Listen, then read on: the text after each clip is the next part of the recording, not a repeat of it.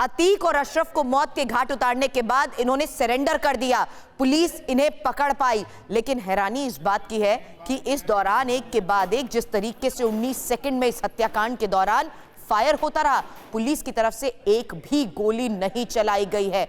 उन 48 सेकंड में एक के बाद एक 22 राउंड फायर हुआ है, लेकिन पुलिस की तरफ से एक भी गोली नहीं चलाई गई। ये तस्वीरें एक बार फिर से बार बार हम आपको इसलिए भी दिखा रहे हैं क्योंकि जिस तरीके से भारी सुरक्षा घेरे के बीच अतीक को लाया जा रहा था, अशरफ उसके साथ था, दोनों के हाथों में हथकड़ी थी, अस्पताल ले जाया जा रहा था मेडिकल जांच के लिए, और उसी वक्त मीडिया ने इनसे सवाल किया।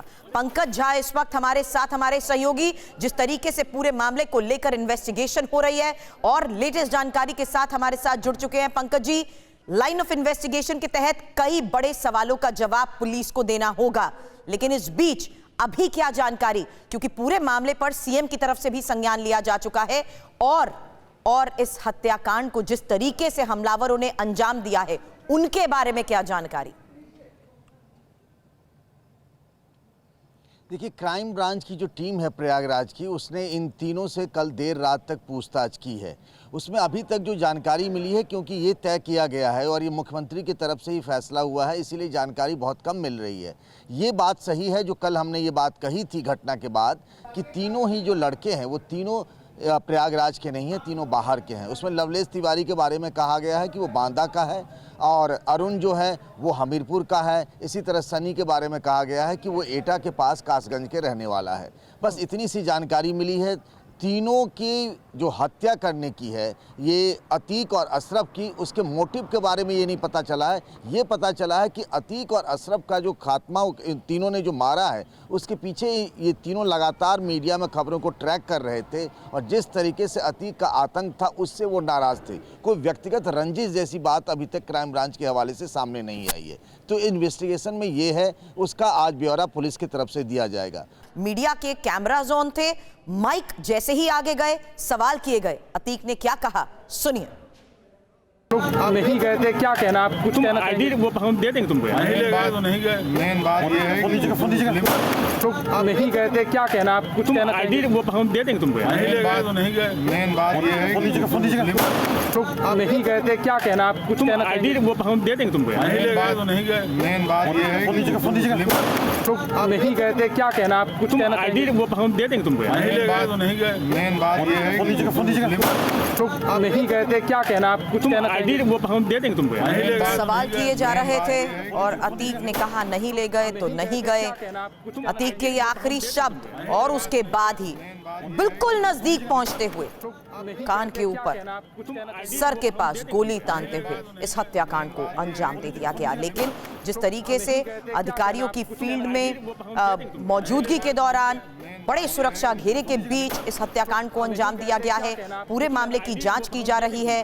इस बीच पंकज जी, मेरा सवाल यह है कि सीएम योगी की तरफ से मामले के बाद अब क्या कहा जा रहा है, क्योंकि जिस तरीके के हालात यहां पर बने हुए हैं, आपकी एक रिपोर्ट में यहां पर दिखाना चाहूंगी कि आखिर वहां पर बने हालात के तहत किस तरीके से अब सुरक्षा के इंतजाम किए जा रहे हैं और पूरे मामले की इन्वेस्टिगेशन के बाद किस तरीके से इस मामले को लेकर पुलिस की तरफ से जवाब दिए जा रहे हैं। क्या कहना आप? कुछ कहना? आईडी वो हम दे देंगे तुमको। नहीं गए, मेन बात ये है नहीं गए थे, क्या कहना आप? कुछ कहना? आईडी वो हम दे देंगे तुमको। नहीं गए, मेन बात ये है बहुत हैरान करने वाली बात है कि अतीक और अशरफ, ये दोनों जो कि पुलिस कस्टडी में थे और ये दोनों मार गिराए गए हैं। मैंने यूपी के सभी सीनियर पुलिस अधिकारियों से बात करने की कोशिश की है, including special DG Prashant Kumar से। उन लोगों ने भी यही कहा कि अभी हमें पूरी जानकारी नहीं मिली है कि आखिर कैसे क्या हुआ है, क्योंकि जो तस्वीरें आई हैं जिसमें अतीक अहमद और अशरफ दोनों मारे गए हैं, उन दोनों के हाथ में पिस्टल है। अब सवाल ये उठता है कि पुलिस कस्टडी में थे ये दोनों, इन दोनों के पास हथियार कैसे पहुंचा है। जो शुरुआती जानकारी आई है कि इन लोगों को मेडिकल कॉलेज ले जाया जा रहा था मेडिकल के लिए, और उसी दौरान कुछ ऐसा हुआ है कि दोनों की मौत हो गई है, दोनों मारे गए हैं। पूरा विस्तृत ब्यौरा ये पता नहीं चला। आपसे कुछ देर पहले तक हम वहीं थे धूमनगंज में, जब इन दोनों के निशानदेही पर हथियार भी बरामद किए गए, लेकिन आखिर ऐसा क्या हो गया, ये बहुत ही हैरान करने वाली बात है कि पुलिस कस्टडी में अतीक अहमद और अशरफ